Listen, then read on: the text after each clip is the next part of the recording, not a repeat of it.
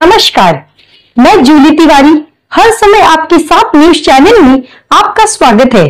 तो चलिए नजर डालते हैं आज के कुछ मुख्य समाचारों पर। राकांपा के एक दरवाजे से निकले दूसरे में दाखिल हुए। अमरनाथ में सदाशिव पाटिल की चर्चा में एंट्री। भाजपा नेताओं ने दी बधाई। राजनीति में दरवाजे अक्सर बदलते रहते हैं और अब यही नजारा अमरनाथ में देखने को मिला।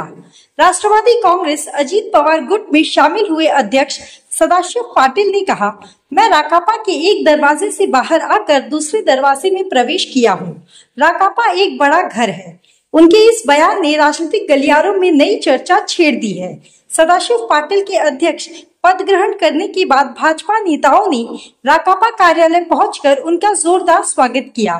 भाजपा अध्यक्ष अभिजीत करुंजले, गुलाबराव करुंजले, अप्पा कुलकर्णी और दिलीप कड़से समेत कई पदाधिकारी वहां मौजूद रहे।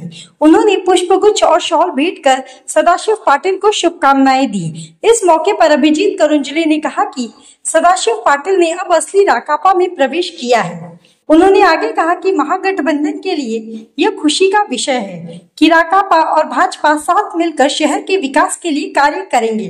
नगराध्यक्ष पद को लेकर सदाशिव पाटिल ने कहा कि अगर गठबंधन हुआ तो यह सामूहिक निर्णय होगा, लेकिन यदि ऐसा नहीं हुआ तो उनकी बहू अश्विनी पाटिल नगराध्यक्ष पद की उम्मीदवार रहेंगी। इस अवसर पर राकांपा के जिलाध्यक्ष गोंधली, कार्याध्यक्ष डी मोहन, कमलाकर सूर्यवंशी, पूनम शेलार, सचिन पाटिल और किशन तारमले समेत कई कार्यकर्ता मौजूद थे। दोनों दलों के नेताओं ने एक सुर में कहा कि वे शहर के विकास और अपराधों पर नियंत्रण के लिए मिलकर काम करेंगे ताकि नागरिकों में सुरक्षा और विश्वास की भावना मजबूत हो। जिलाध्यक्ष गोंधली ने घोषणा की कि जल्द ही राकांपा की कार्यकारिणी घोषित की जाएगी और तब तक महिला अध्यक्षा पूनम शेलार अपने पद पर बरकरार रहेंगी।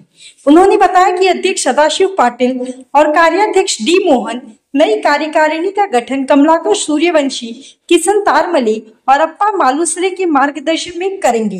अमरनाथ की राजनीति में ये नई एंट्री अब स्थानीय राजनीति में नए समीकरण घटती दिख रही है, जहां एक घर दो दरवाजे की कहावत सच्चाई बन चुकी है।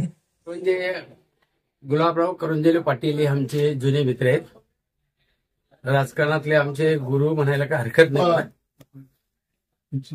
ते खरं म्हणजे आज आप्पा जे आलेले आहेत ते मी अजितदादाची राष्ट्रवादी या गटात प्रवेश केल्यामुळे ते शुभेच्छा देण्यासाठी इथं आलेले आहेत। आपण नगराध्यक्ष पदासाठी कोण चेहरा देणार आहात? राष्ट्रवादी आणि भाजप युतीकडून काही चर्चा झाली आहे का आणि आपली काही इच्छा आहे का? कोणी इच्छुक आहे आपल्या घरातून? बघ आता जर युती झाली तर चांगलेच आहे, पण युती झाली तर वरचे लोक जो निर्णय देतील तो सदा मामांना आणि या आमच्या अजितदादा राष्ट्रवादीला मान्य असेल। आता राहिला प्रश्न, तुम्ही नगराध्यक्ष उमेदवार तुमचे कोण आहेत का? आता मी तर म्हणेन नगराध्यक्ष उमेदवार का नसावा। आमच्या घरातला सुद्धा एक उमेदवार आमची सून आहे, सचिनची मिसेस आहे। अजूनही इच्छुक असतील आमच्या या युतीमध्ये। अजून 2-4 दिवसांमध्ये हा चित्र सुद्धा क्लिअर व्हायला काही हरकत नाही मला वाटतं।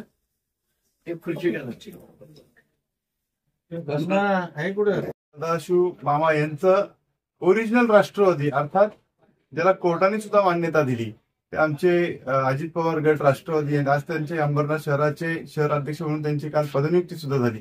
खरं तर मी त्यांच्या पदनियुक्तीसाठी त्यांच्या पुढील वाटचालीसाठी शुभेच्छा देण्याकरता खास या ठिकाणी आलो होतो।